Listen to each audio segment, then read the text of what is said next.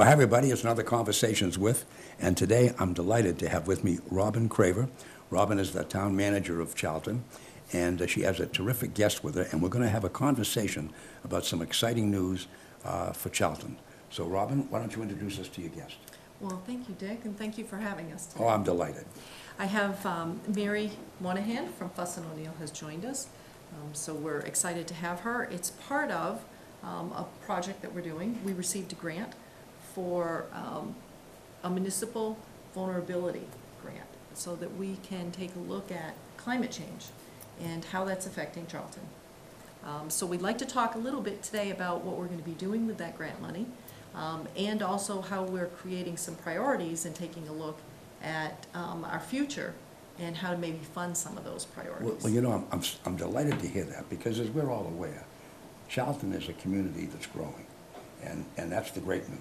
And we're growing, and we're doing more things, and it's very, very important that we look to the future, because, like it or not, we all get there. You know, so this is a great opportunity to chat about these things. So I'm delighted to have Mary with us, and she can share with us some of the things that we'll be looking at. So on April 7th, Yeah. we'll be holding a workshop, which will include our department heads and town officials. And part of the grant was to hire a consultant that would come and facilitate. So that's what Mary will be doing. Great. So we've asked her to come and talk a little bit about the workshop and how we will tether out the priorities in Charlton, and what does it mean to take a look at what the climate change and how that would affect the towns as far as a municipality and how you want to prepare. Oh, I think nothing in the world is better than being prepared for something. I mean, Correct. you know, sometimes, and I used to fight a lot of times with some of our people, is that we in Massachusetts, we great reactors. When we wait till the bridge is falling down and now we're going to fix it, okay? But you got to be proactive. You got to look ahead and say, how do we make sure that we're prepared for when it happens? And by the way, it happens. And, you know, you have a good point, because we had the ice storm Yep. in 2008. We've just had it gone through a drought. We've just had some incredible weather swings That's with the right. weather, the temperatures, and flooding. So we're seeing that happen across the country. Right. So the question is, what is our town doing, and what are Right. we able to do to keep our town safe? So I'd like to turn it over Yeah, well, to you know, one of Mary. the things you say about that, we all watch television, and how many times have we sat back in our little houses, all nice and cozy, and look at Arizona, or we look at Kansas City, where the cars are underwater, and cars floating down the rivers, and we say, God, that doesn't happen to us. Really? I just did So- this winter. I actually have pictures of January 4th downtown Boston Yeah. with fire trucks and other vehicles on those streets, State Yeah. Street and Congress Ave in Boston, in 2, 3, 4 feet of water. So That's it right. is happening here. That's right. A couple of months ago. Not Mhm, long ago right. at all. So just some brief background on this program. So like you said, you know, communities historically have reacted to situations, and the governor's office wants to make sure, with respect to the effects of climate change, communities are prepared. They know in advance what might occur. They have the opportunity to plan for what do we do to build some resiliency in. So that's resulted in the Municipal Vulnerability Protection Program. And Charlton is one of 66 communities that several months ago received a grant to develop that plan, to get the community involved in having a discussion about what does climate change mean to us. We're going to be looking at data at that upcoming workshop from the Northeast Climate Center. So all of the communities in the Commonwealth will be looking at the same data sets. It's not going to be, you know, information from over here for one community, information from over there. So there's going to be a common standard of looking at what are the projected impacts. And then with respect to the environment, to infrastructure, and to society, Charlton's going to be discussing, so what are our threats? We've learned a lot because of recent events, Hurricane Maria in Puerto Rico, for example. Aside from losing power for that extended period of time, they're still without power in parts of the island. But elders and those that needed medicine to be refrigerated, you know, little things like that we you might never not think of, you right? never even is a classic example Yeah. of just medications. Not only that, But when you get medications, you only get so many pills. Right. So if you're gonna be, unable to go anywhere for a week and a half, and you have 3 pills left, now you got a problem. Exactly. You know? And even Sandy, some of these things sound like common sense, but when Hurricane Sandy hit New York and you had the southern part of Manhattan without power for that extended period of time, folks might have thought, we're okay, we've got generators. Well, the gas stations were also without power, so you couldn't get the fuel to run the run the generator. So this is the kind of dialogue we're going to begin with on Saturday, April 7th. Charlton, the stakeholders, Robin noted, local officials, department heads, and others that have awareness and things that need to be protected will participate in a 6-hour workshop.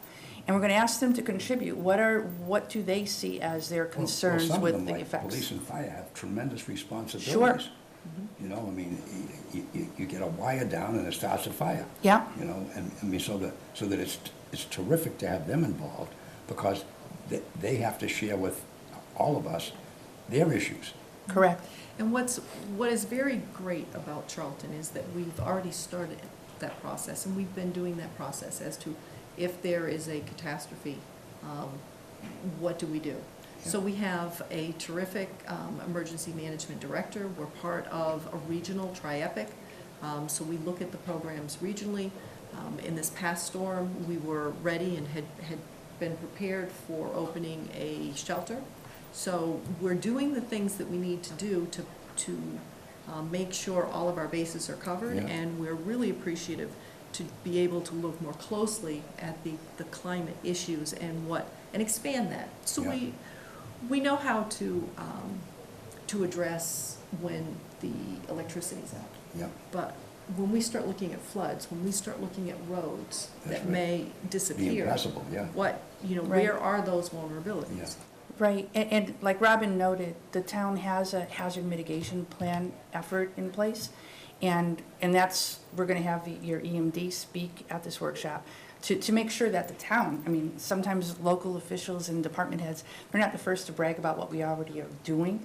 So this is an opportunity to share that, to say, hey, we've got you covered when it comes to a lot of this emergency response.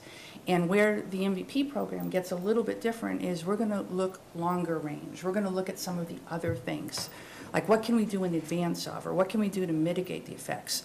So if you look at infrastructure, and I know that when we put together the application, culverts were an issue in town. Culverts were sized for a period of time where you didn't have the kind of storms that are resulting from climate change. These storms are now more violent, there's more precipitation in any single storm.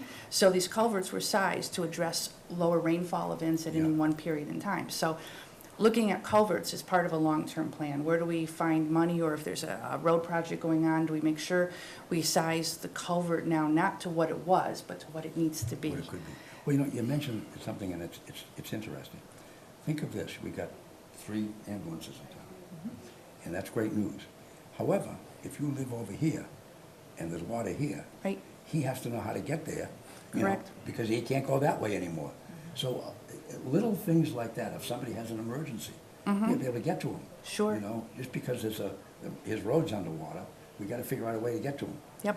And so all of these things that normally one would never think of can be addressed with this meeting. And I think it's an incredible, exciting thing that Charlton's participating. sure. And one of the other things that I'm learning, because Charlton is one of 11 communities now that we're helping and doing this MVP process. And so I'm learning a lot from each community I go into as to, wow, never thought of that before. So for example, one community I was in, had a town hall that was in a flood zone. In fact, it was noted the day we held our meeting that 5 years ago or so, there was about a foot of water on the floor there, right? And the town clerk, she said, I have historical records. What am I going to do with these? So it gets people to start thinking about things like that. How do you protect these records that in some communities go back to the 1600s from flood or other effects? And, that dialogue gets started. So Charlton's MVP program is the beginning of a discussion. It's intended to prioritize, as of April 7th, what's important to us. But because of the requirements of the MVP program, you're going to be asked to revisit that narrative at least once a year. So what might have changed? Is there something that became more important? Is there some funding that you identified as a result of being an MVP community that allowed you to address one of those priorities, so that's now off the list? So again, it's a great opportunity to keep that dialogue moving Well, you know, forward. Mary, the thing that's, and Robin, the thing that's amazing, and we see it every day in the news. For instance, the Massachusetts Turnpike was completed and opened in May of 1957. In 1957, we had no SUVs, we had no minivans, we had no double-decker buses, we had no big tandem trucks, we had no big, heavy, beautiful, big buses. And they have now signed this as 25 miles an hour. All the ramps were built for low-to-the-ground, big, heavy automobiles, okay? So when these trucks go flying around the corner, every morning we have a rollover. Right. And in talking to a friend of mine in the state police, he said, people gotta understand, those ramps weren't built for those. And do you think we had a bunch of 25-mile-an-hour signs we didn't know what to do with, so we put them up? He said, when we tell you, if you go over 25 on that, you're gonna roll over. And in fact, if you have an SUV or any minivan, it says right on your visor, it's got the little yellow thing that says this will roll over if you go too fast. And yet, how many do we see? And this is a classic example of being aware of what's there. You talk about the culverts. Never think those things were put in the ground, you know, in 1978 or 1982 when they refixed the bridge, you know, and we never think of them. And all of a sudden, you get a major flood, culvert can't handle the water. Right. So it's all over the roads. You brought up a very good point too, talking about the impacts of the Mass Turnpike Yeah. to Charlton.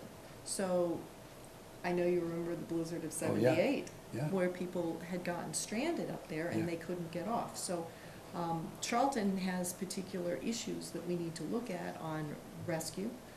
We also have Route 20, which is the place that many Mhm. cars will Yeah. get off of if there's an issue on the Mass Pike. Yeah. So what happens They there? bypass. Right, so how are we being prepared to be part of that network to get people in transit Yeah. from one place to another?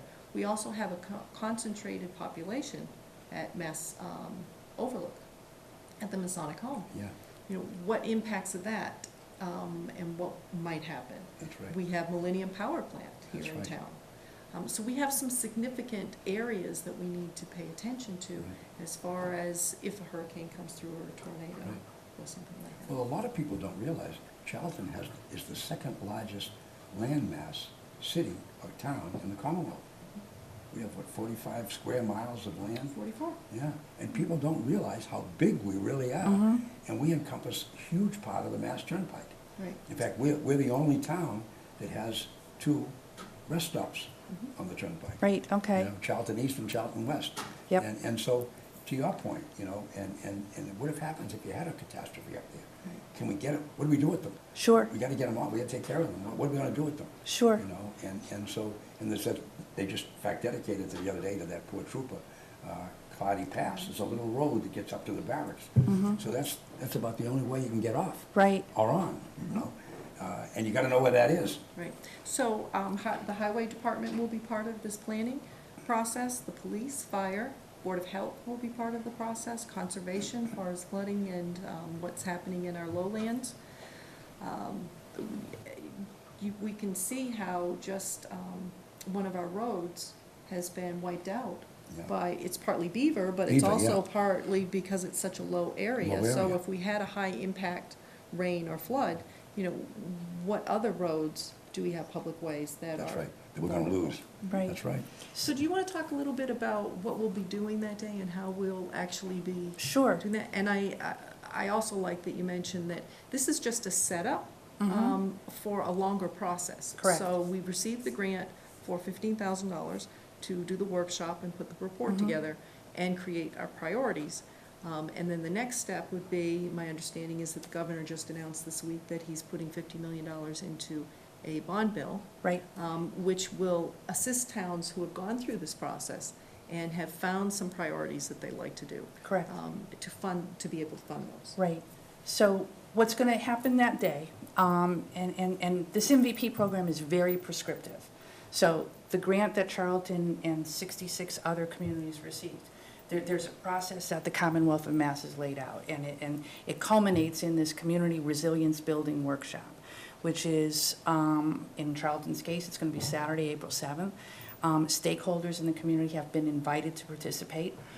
We're working with the town to prepare that opening presentation, because it's not just my team talking from Fuss and O'Neill about what the MVP program is. It's also the town of Charlton stakeholders sharing with the others in the room what we already know and what we've already done.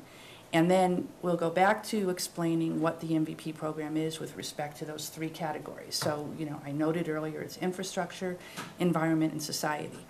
And people talk a lot about the storm events, because that's recent, that's right in front of us, it's just been happening. But climate change is more than that. You noted earlier drought. And you've already been through one drought in the last 2 years, and droughts are part of that projected effect. Other effects include you're going to have significantly more days of hotter weather come the summertime. So more days of 90-degree temperature and higher. And you're going to have less cold days in the wintertime. So the effects on that are agriculture. There are crops that require, those colder days or can't stand that lengthy hot weather. The ticks, that they don't die off if the weather isn't cold enough in the winter, and that's become an issue. We've seen that already down in the Cape where... Yeah, the residuals there's... are endless, really. Right, and if you're looking at, folks like me who get proud because I'm able to get through the summer without air conditioning, well, that might not last for long. And if you're, we think about, residents at risk, elders and others in the wintertime going without heat, but it could be the same thing in the summertime, going without access to air conditioning. So again, we will discuss with the community at the beginning of this workshop what these projected climate change impacts are and what do they see as the results. In other communities I've heard about the animals, the horses and the hogs in the large agricultural communities, That's right. They need water too. So, and then we're going to break into groups of 5 or 6 and using a map of the town of Charlton as a storyboard. We're going to ask the community to look at that map and begin envisioning some of these climate change impacts. Whether it's flooding, whether it's, wow, we've got seniors over here, or there's a healthcare center over there, what might be a concern with any of these potential threats from climate change. So once you identify those particular risks, what can we do to mitigate them? And then... One thing you just mentioned, and I've been thinking about it, you mentioned drought. Mm-hmm. Well, drought's a nice thing to say, but it's what drought can bring with it. We're so proud of our trees and all our beautiful woods in Charlton. Right. All you have to do is watch the California wildfires, and that's what a drought can cause. Exactly. A serious drought and one match. Yep. Or one fire out of control, or even spontaneous fires in a wood. We could have a major fire here. Sure. And people you don't even think about that. Mm-hmm. So with the data we'll be sharing, and again, it all comes from the Commonwealth of Mass, and the report is as recent as December of 2017. Over the next 20, 50, 70 years, the era of our grandkids and whatnot, we're going to be seeing significant changes in how we lead our lives. We're going to be seeing, all of that is going to become part of the narrative. So these groups around the table, 5 or 6 folks, will be looking at that map, coming up with their own stories, and then identifying for each of those subsets what are our 4 priorities. We're going to have lunch. All right, and then after lunch, those tables are going to report out. This is what we identified for our 4 priorities in this particular group. I'm expecting that a lot of those priorities are going to be the same, but we're going to have some differences. And then as a whole team, because we're anticipating up to 30 folks participating in this workshop, the team will then look at these priorities and as a group come up with, so what are the town's 4 priorities for each of these subsets? And then that becomes the basis of that report that gets filed with the Commonwealth and becomes ideally embedded in all of the planning efforts that Charlton has moving forward. You now know what the community's priorities are. So those should be taken into consideration in hazard mitigation planning, roadway improvements when it comes to culverts, things like that. And then we'll stay working with Robin and the community because the governor has promised that communities that complete this process are going to be given additional points when it comes to already existing competitive grant programs.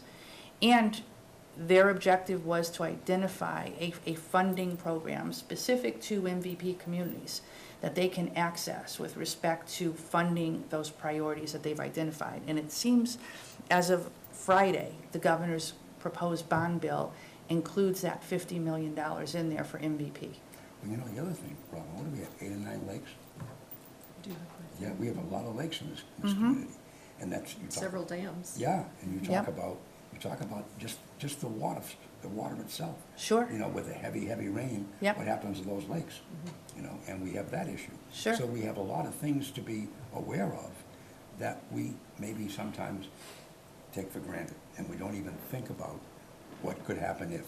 Yep. And then the other side of that is, I vividly remember back in the early 80s when I was up in Ware, we had a year and a half, almost 2-year drought, and you could actually go to the Quabbin and see the old foundations Wow. of the houses that they took out of there in those communities that they flooded. And, because that's how low and everybody was almost in a panic mode about how low the Quabbin had gotten. So it happens. It does, and when you mention the water bodies, they're one of the long-term impacts of climate change, especially the warming temperature, especially over the summertime, is, you know, certain fish like colder water. Yeah. So, you know, it's going to affect the kinds of, animals and fish that are going to Yeah. be hanging out in Charlton's habitat. Yeah, And we all know anybody that was a peach lover, you know, what Yeah. was it, 2 years ago, the frost came yeah, late and took out all the blossoms, and there were no local peaches no. available at all. No. So we missed a whole season Mhm. of that. Yeah. And that may seem like a small things, but if you start to see these compounding and then we miss produce Yeah. or different things. well, they're new challenges. I mean, they're Right. challenges that suddenly this generation is faced with that is new. These are all new opportunities, and I always say, any challenge is a great opportunity to do something. And so we have to look at it, and this meeting is a classic example, as an opportunity to share our thoughts and our ideas, and to be prepared so that hopefully it never comes. But if it does, we know exactly what to do. Right. That's true. So, this, on April 7th, for the people who are out there watching, Yeah, if you are a town official and would like to come, please let us know. We are asking for RSVPs so that we Yeah. can have a head count and a lunch count.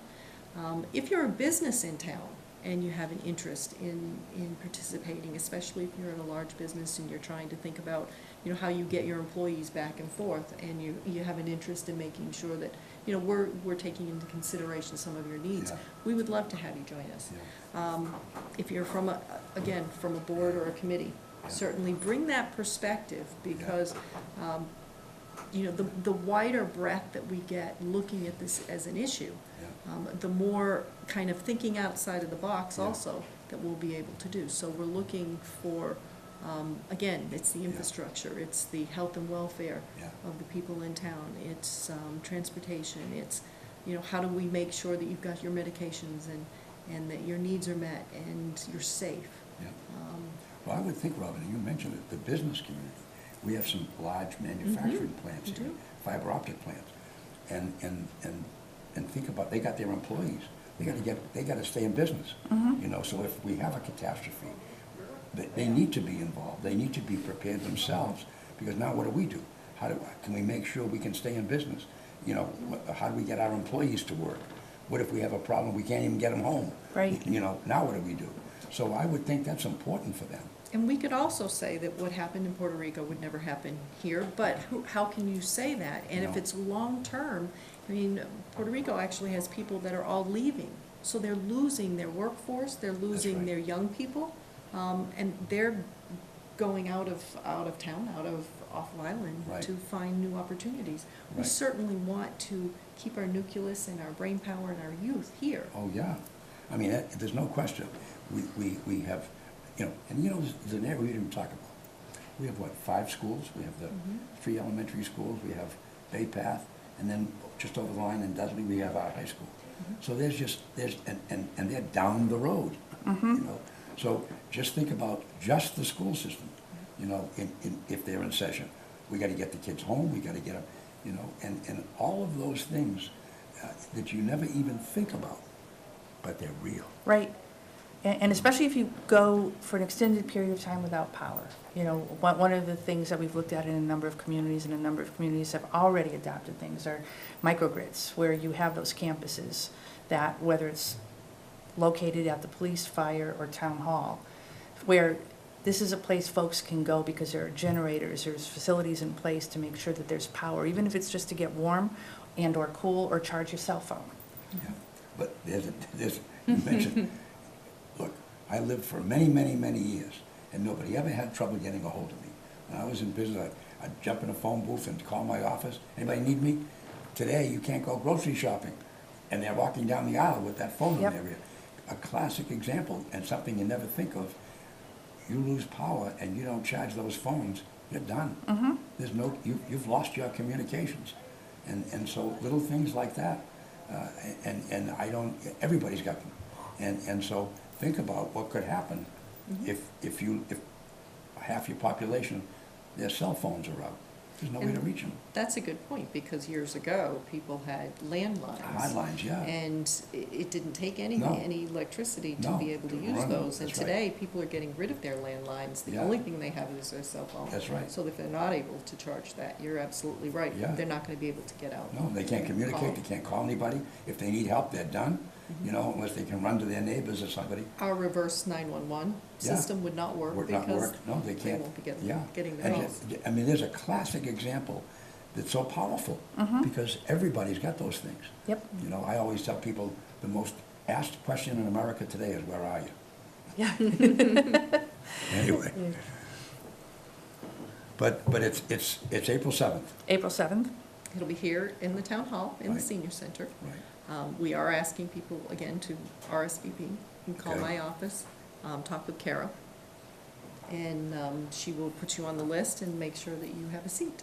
But I think it's just a And it- terrific thing. It's a Saturday. It's a So people should note that it is 6 hours on a Saturday, so we can really, what we want to do is come out of there with a product. We don't want to just sit and talk about things. We Yeah. want to really look at what, and Yeah, make some nuts and decisions bolts. on priorities. Nuts and Yes. bolts, you know, we can talk about things and we can have our own opinions and we can, you know, everybody can pontificate, but this has got to be nuts and bolts. What do we do if?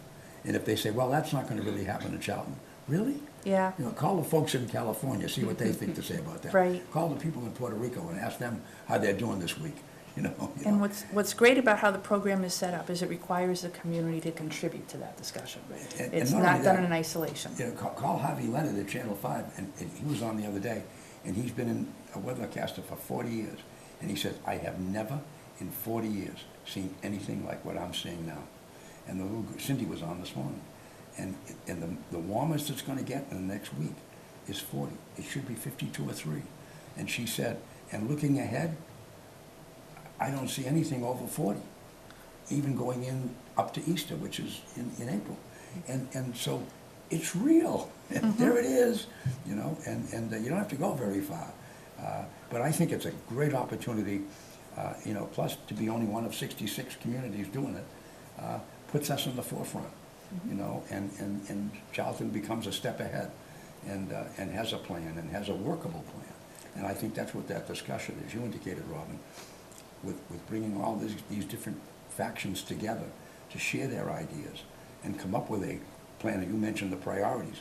Number 1, 2, 3, here it is. Right. And so we're in position to react and to know exactly what to do if and when it happens. And I think that's powerful. I do remember the hurricane that we had, going upstairs and looking out the tower and seeing it come through Southbridge, heading Yeah. on to Munson, Yeah. which Munson lost their police department, Everything. station, Yeah. and everything down Yeah, there. took them right out, the town hall gone. So it is close. Yeah, We it just came right need to through be Sturbridge. prepared. We were living in Sturbridge at the time, and it went right by us. And you can still, if you drive down Route 131 in Sturbridge, which is on the public house, you can still see all the barren trees. Went right through. Right. And once again, that never happens around here. Denfield Road, That's right. our residents from Charlton would say Yeah. would differ with Yeah, you. they'll tell you, you know, Right, and so And there it's it is. back to Mary- that projected intensity in storms Yeah. because of climate change impacts. Right, well, Mary, thank you very much. Oh, Robert, thank you. Thank you. And there you are, folks, that's another Conversations With.